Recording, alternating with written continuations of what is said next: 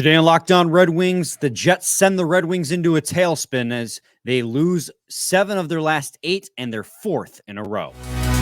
You're Locked On Red Wings, your daily podcast on the Detroit Red Wings. Part of the Locked On Podcast Network, your team every day.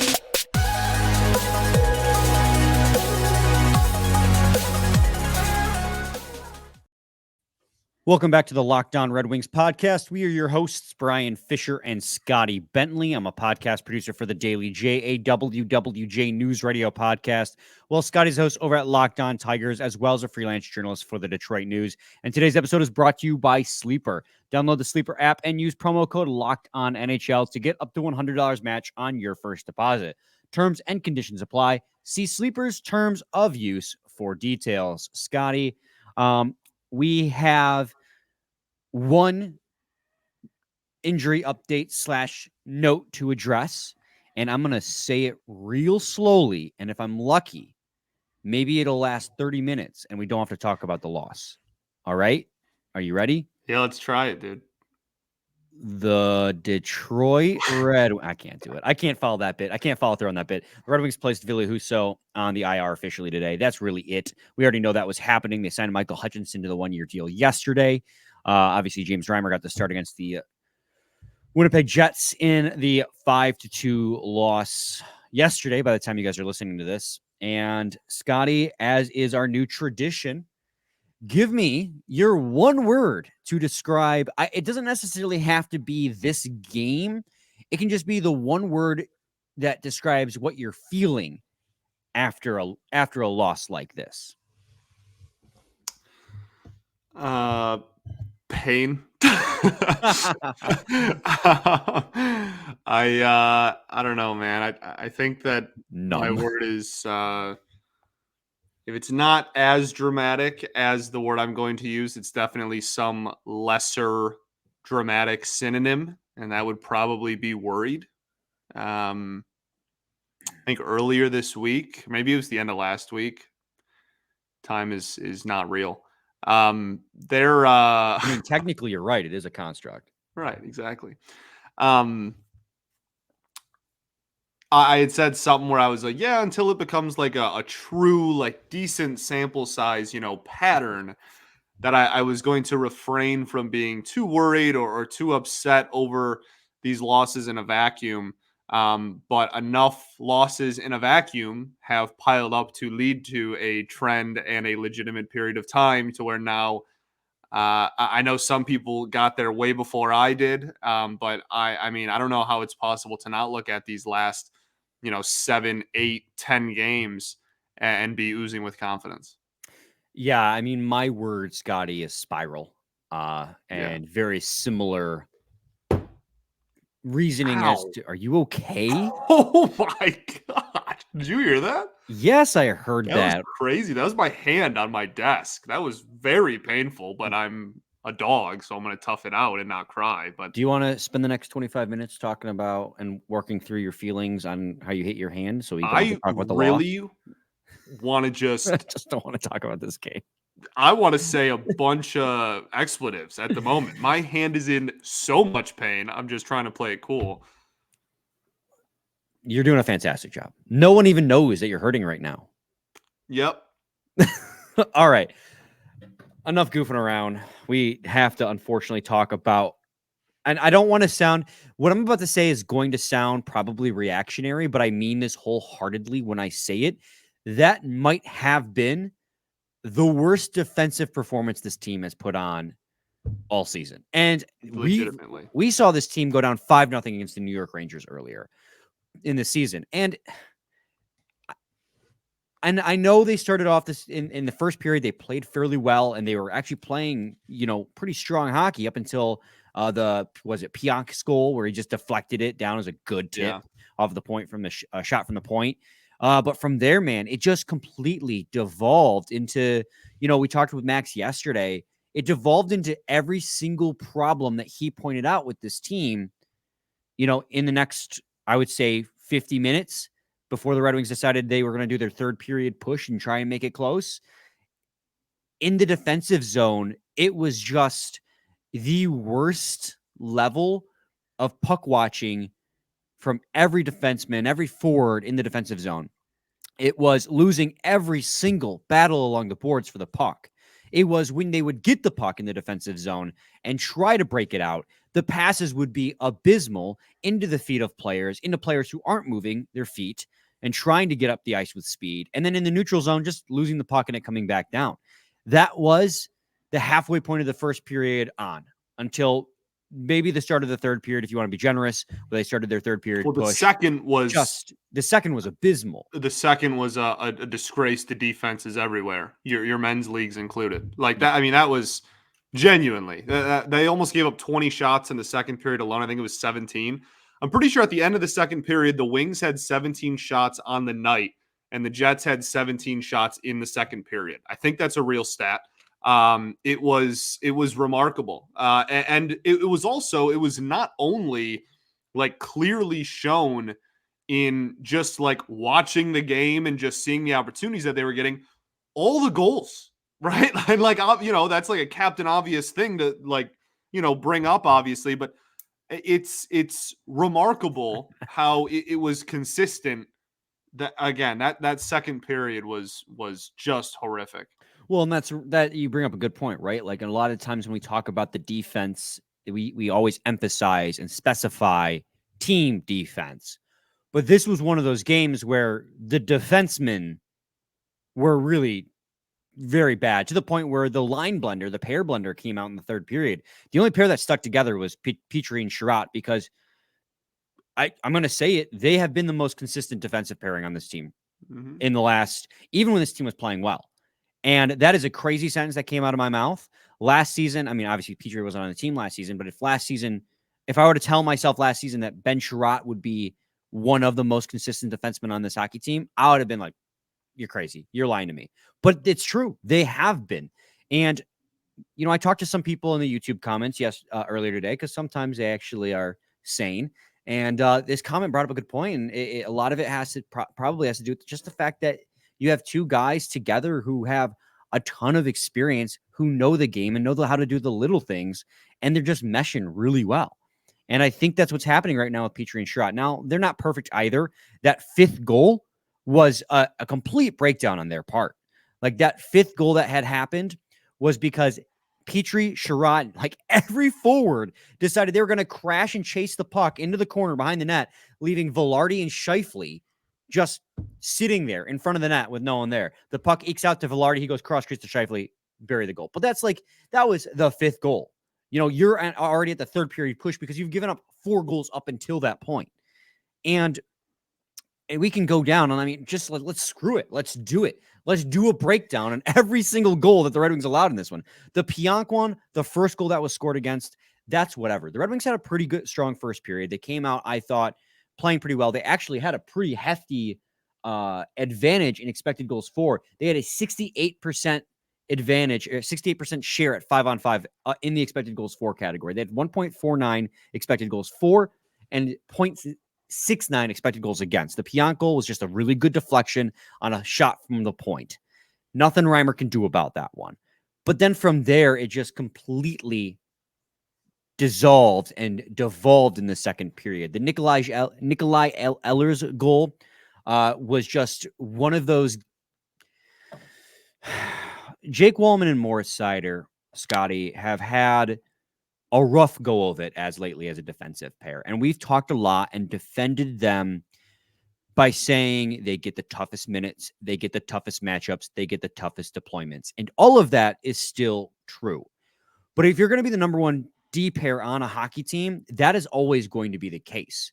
And on other teams, those players find success. And I will argue that I think that Seider and Wallman are going to thrive more to being deployed in offensive situations. But if you're going to be the top D pair on this team, you have to be able to do it in the defensive zone as well. And I know defense across the league is like weirdly down this year because the defensive side of the puck is evolving to being more offensive oriented. But it just seems like they've been getting caved in more and more in the defensive zone. And in games past, when Jake Wallman's been getting weird minutes, being played on weird pairs, I wondered, is he in the doghouse? Because he would have the odd bad game. And I'm not trying to completely absolve Seider of any blame, but what's going on with Jake Wallman, man? He's chasing in the defensive zone like crazy, leaving Seider to try and cover the other guy. It's getting to a point where I'm not trying to say that, Wallman's cooked, but there's a funk going on in the back end right now that they can't figure out. Yeah, man. He had a really, really, really rough game a week and a half ago, I want to say. And we talked about it. We were like, that was like noticeably not only the worst game of his season, but maybe like pretty clearly the worst game of his Red Wings tenure, like so far. Like he just really struggled in a game. It was 7 or 10 days ago now. I can't even remember the opponent, but since then, it hasn't been that poor. He hasn't struggled that much since then in every game, but it's been like hit or miss. Like there's some games you're like, oh yeah, like that's what we've been talking about with that pairing and him and Seider, and it has just seemed like over the last couple of weeks there have been a lot more rough games than not, and that is something that, to his credit, for the first season of his Red Wings career, we did not really bring up too terribly often because he didn't have very many games like that. And it just, for whatever reason, the last couple of weeks, he's been struggling. Yeah. And I want to continue this because, there are a couple instances. The Ehlers, and the Velarde goal in the second period are two instances where Seider and Wallman were out there, in which I thought Wallman chased out of position. So we'll break down those two plays when we come back in segment 2 of Locked On Red Wings. Got to talk to you guys today about eBay Motors. Scotty, we wanted to get cheered up. This read is the one to do it, baby. This one's a banger. Passion, drive, and patience. What brings home the winning trophy is also what keeps your ride or die alive. I'm going to ham it up. eBay Motors has everything you need to maintain your vehicle and level it up to peak performance. From superchargers, roof racks, exhaust kits, LED headlights, and more, whether you're into speed, power, or style, eBay Motors has got you covered. With over 122 million parts for your number one ride or die, you'll always find exactly what you're looking for. And with eBay Guaranteed Fit, your part is guaranteed to fit your ride every time or your money back. Because with eBay Motors, you're burning rubber, not cash. With all the parts you need, at the prices you want, it's easy to turn your car into the MVP and bring home that win. Keep your ride or die alive at ebaymotors.com. Eligible items only. Exclusions apply. eBay Guaranteed Fit only available to U.S. customers. Segment 2, Locked On Red Wings podcast. All right, back to the Debbie Downer stuff. Yeah, so on the Nikolai Ehlers goal, the puck carrier beat Larkin behind the net, and Wallman abandoned his guy that he had covered to chase the guy behind the net. That player that he chased would then do a behind-the-back pass right to Ehlers, who banged it home for the goal. Now, again, Moritz Seider's not completely absolved in this situation either, because if you look, Moritz Seider's just off floating in the circle when there's a play happening right by his net, right by his territory. So there's something to be said about the fact that Seider's nowhere near the play himself, but Wallman left his guy in front of the net to chase a guy behind the net. And that's not his job. In fact, you could make the argument with where Seider's positioned, Seider's the next guy up because that player's coming right towards Seider. And then on the Velarde goal, Seider is out front covering his guy. Wallman is chasing a guy without the puck up the wing. And this again, to reiterate, it's not completely Wallman's fault because in this instance, 3 Red Wings forwards all converged on the same puck carrier along the point, which was Cole Perfetti, I believe, John Morrissey. I'm sorry. John Morrissey had the puck along the point. All 3 Red Wings forwards converged on the same guy, leaving Cole Perfetti along the far side boards wide open with tons of room to walk in when he received that pass. Moritz Seider covering the guy with Jake Wallman taking the high guy, I guess, so to speak. He was chasing this guy for some reason who didn't have the puck. I assumed to cover him and take that pass away. I can kind of see the logic there. But leaving Seider alone, Seider now has to make the decision. Do I keep on the guy who's wide open, who will be wide open in front, or do I go after the guy who's walking in with the puck right now? That's been a decision he has had to make. Yes. A lot over the last week. And this is an instance where I fully do not blame Moritz Seider. He made the decision, I'm going to leave the guy I have covered to try and take away this guy's angle from either shot or pass. And he floated it right over to Velarde, who was wide open. I mean, Jake Wallman, and again, I know this is coming off as super tough on Jake Wallman, but he's been up and down the lineup. His minutes have been all over the place. He's been like basically taken off the power play altogether from where he was at the start of the season. It's not just me. This isn't just reactionary. This is a buildup of things that have been happening. And he was the worst player on this team at 5-on-5 at Corsi 4 percentage as well. We're registering like at 23%. I'm not saying Jake Wallman is the sole problem. He's not. But he's been having a rough stretch, and combined, a player that was once making every player he was playing with look better is part of the reason why the Red Wings are getting caved in when they're out there. He's getting tough minutes, tough deployment, and all that. But the performance also, you still have to perform despite all that. And he and Seider as a pair are not.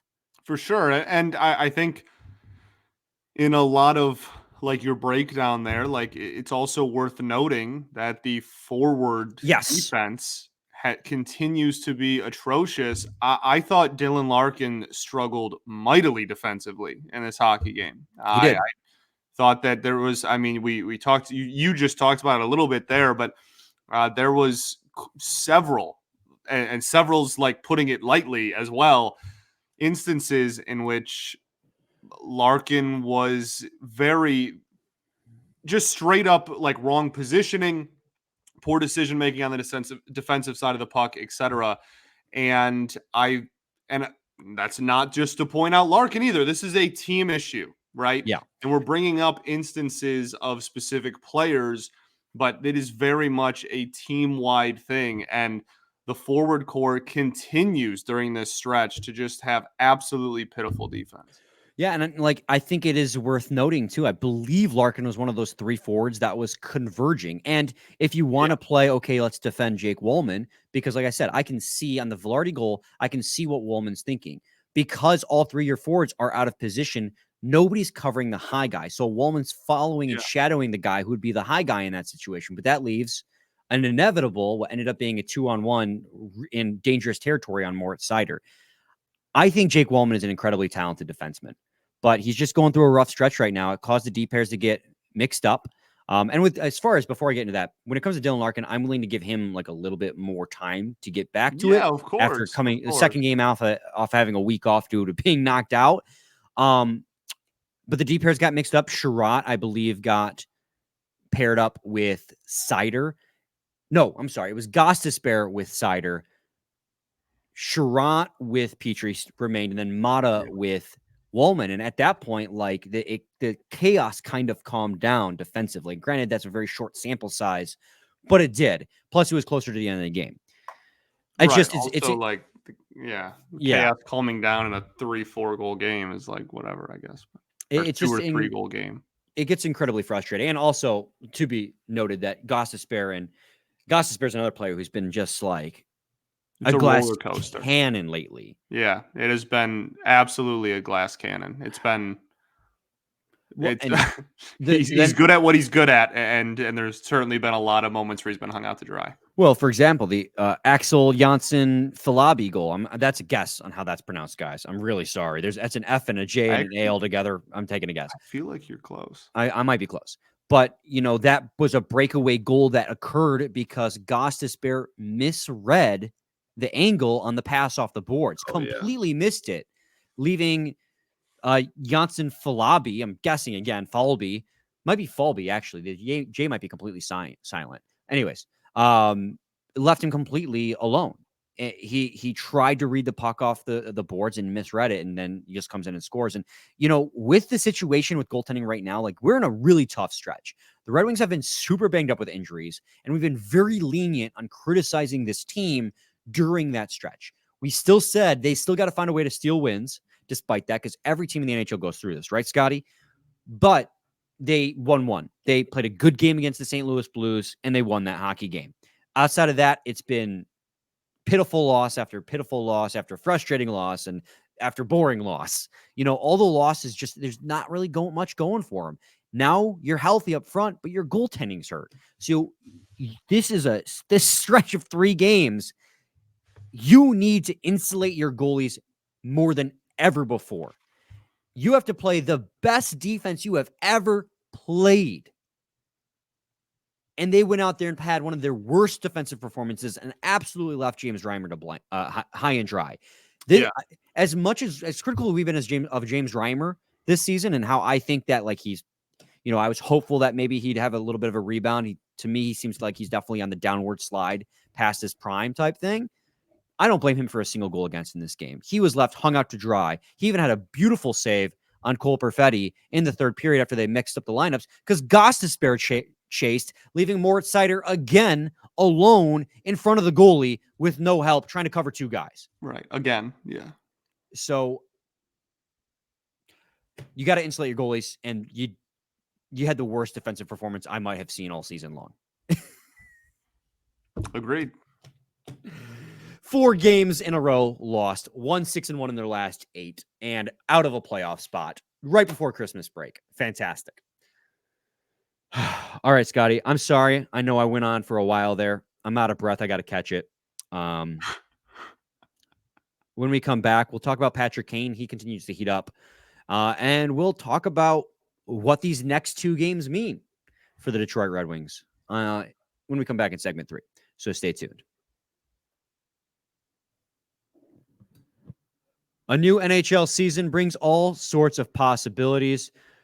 Patrick Kane, he's got 4 points in his last 2 games. We're going to talk about that in segment 3. You know, he could end up scoring, you know, I would say if he could 30 points in 60 games, however many he's got, half a point per game for a guy after hip resurfacing surgery and is 35 years old, pretty dang good. And I think he could easily accomplish that, if not more. And the Red Wings, despite this slump, they could get hot again and be right back in the mix. And when you get in the playoffs, get hot at the right time, the Stanley Cup can be yours.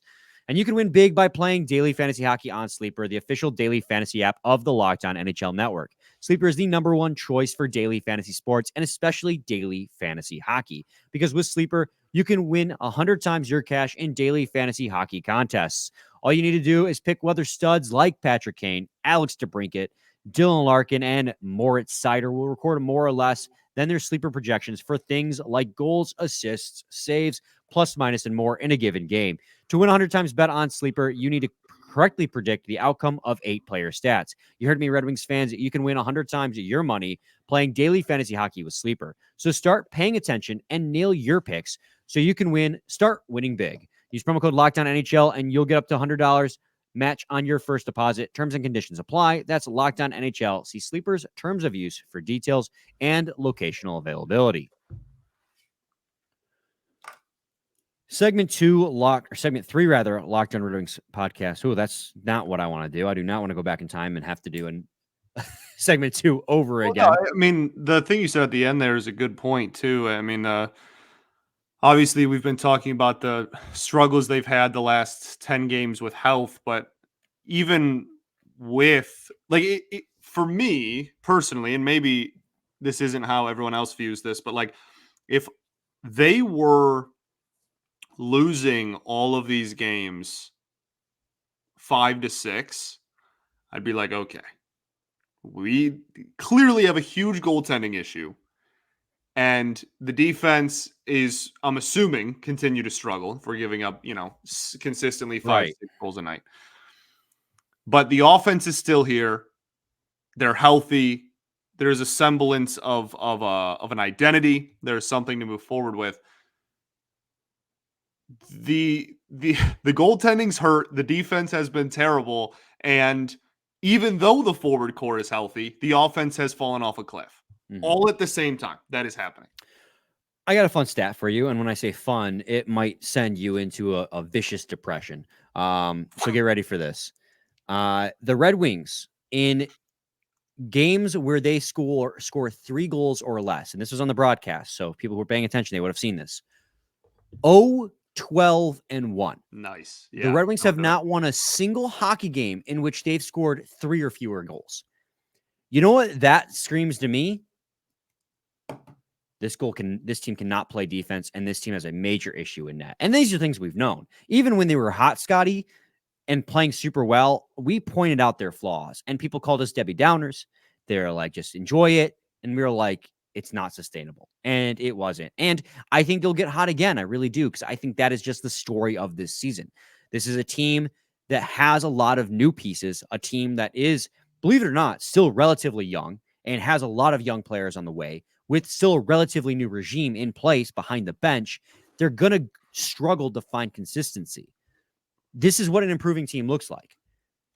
The question is how do you break out of this slump? And I quickly think, Scotty, that with the cushion that Max was talking about being completely wiped away, and the Red Wings now out of a wild card spot approaching Christmas, this really difficult back-to-back on Friday and Saturday against Philadelphia, and then is it in New Jersey, becomes vital must-wins if you want to, because you can't go into the Christmas break, 1-8-1?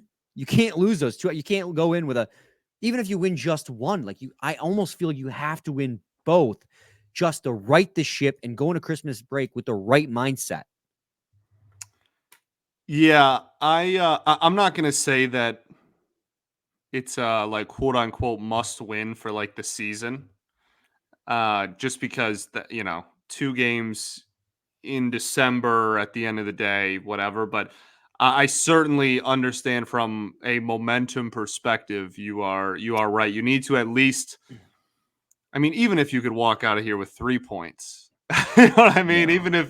Even if you get a win against Philly and you take the Devils into OT or something, man. I mean, But just listen to the change in how we are. yeah. Oh, yeah. It went from confidence to oh my goodness, hanging on for dear life kind of conversation. We were talking about games as if every single game was winnable at one Yeah. point, with the exception of a superior few, like your Rangers, like your Boston Bruins, who the Red Wings can play fantastic against for some reason. Now we look at any game and we're sitting here wondering, and maybe we're just victims of the roller coaster.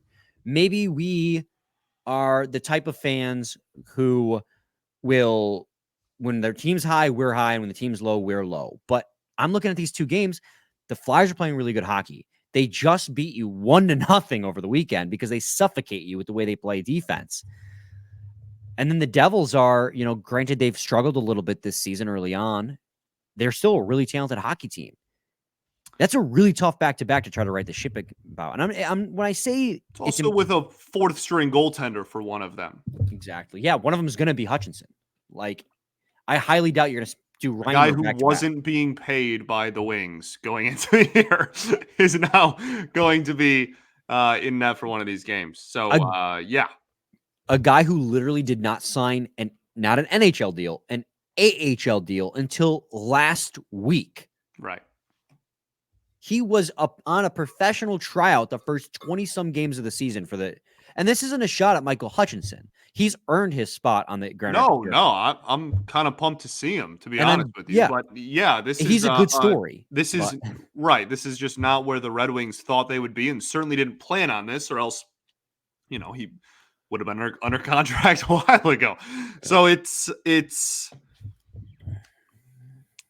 just for momentum's sake, and honestly, just to give anybody, players, fans, etc., some confidence going forward. Again, this offense, since they scored 6 on the Blues, is 1 goal, 0 goals, 3 goals, 2 goals. No, and that's with poor goaltending, poor defense, obviously added on to that. This is it would be very, very, very nice to go into the Christmas break with again, I would genuinely, if you could just get, I think Philly's important. I think that's probably the most important. You don't want it because if you lose that, then your back's against the wall. Then you're really going, okay, you need to beat New Jersey. If you beat Philly, that gives you some flexibility about what you want to do against the Devils the next day. But yeah, I'm with you, man. This is a really important weekend. Not necessarily like they have to win these if they want to still be a playoff team. Not that big picture, obviously, but just to somewhat level out the momentum that has been happening. Yeah, that's what I meant when I was like, Yeah, it's a vital must wins, because obviously you're right. Like, your season's not over if it's gonna suck, but your season's not over. There's still a lot of hockey left, still over half the season, I believe. But it's just for momentum's sake, for mental sake, getting the players back in the right aspect, and just for giving the fans a sigh of relief. They're vital back-to-backs because you've wiped out your cushion, and these are tough teams. I'm rambling. I'm circling the drain. The point has been made. They got to make a statement on Friday and Saturday. Anyway, Scotty, Patrick Kane. He's the one bright spot from this hockey game, if you ask me.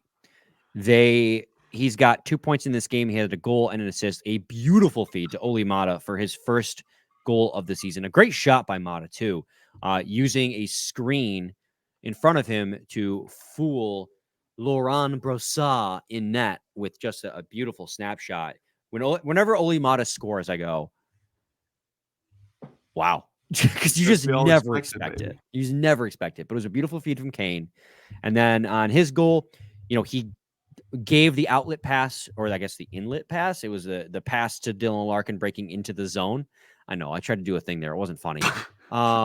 Tried to give a pass to Larkin as he came into the zone. Larkin took a really nice shot with space. The rebound deflected off of Kane, or off of Sider to Kane, who buried the rebound. Wasn't like a pretty goal, but it counts all the same. He's got 4 points in the last 2 games. He's heating up. I believe that gives him, I'm doing quick math in my head now, does that bring him to a point per game, or does that make him just shy of a point per game? I think that might make him just a point shy. That's 7 games, 6 points. I don't know what he had going into the game. It is, I think 8. Oh, it's 8 games, 6 points. Okay, so he's 2 points shy, but he's definitely heating up. He's finally getting rewarded for all of the really good looks he's giving his teammates to Brinkett. He fed to Brinkett. It's high IQ hockey, man. He's just always in the right place in the right time in the offensive zone. So I'm glad you added the offensive zone part. All right. Last thing I had on this list, Scotty, and I think this might just be a topic for tomorrow because technically it's an off day episode. We do have 2 game previews, but game previews can be very fast. I wanted to talk about youth because we mentioned it with Max. And after this game, I've just been reinforced that it might be time to inject some youth in this lineup. I don't know how you're going to do it. Your roster is stacked and full, but you got players, you got individuals in Grand Rapids that are tearing it up, and this team needs some sort of spark. So, yeah, it's a very fine line. Also a very fun conversation for a team that's not playing very well. So we'll save that for tomorrow. Yeah. I think it makes more sense to do a longer conversation with it tomorrow. But it's a very, very fine line you want to walk between, like, yeah, we'll talk about it tomorrow. It's a fine line though. It's a difficult line to walk. Obviously, I agree with you, and I mean everybody in the fan base is calling for Edvinsson. Obviously, Berger has gotten a few opportunities and keeps getting sent down. I completely understand, and I think the goal should be to put the best players on the NHL roster every single night, no matter how many minutes they're going to get, no matter what situations they're going to be in. I think we're at a point where those 2 guys specifically have been in the A long enough to where we should just prioritize putting the best roster possible on the ice at the NHL level. Absolutely. But we can talk much more about that tomorrow because that's kind of vague. Scotty, got a final question for you, and then we'll sign off. What do you think of my glasses? Do you like the look? Yeah, dude. I love how you look with glasses. I always have. Do I look smarter?